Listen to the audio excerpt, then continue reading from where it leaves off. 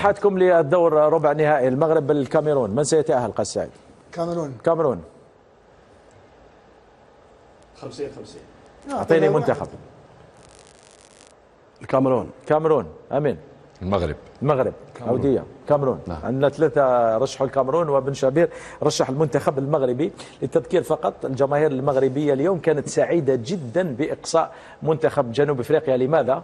لأن هو اللي أخرجهم. لا ليس لهذا السبب امين، ولكن لأن مدرب منتخب جنوب افريقيا سيرحل الان على الاراضي المغربيه.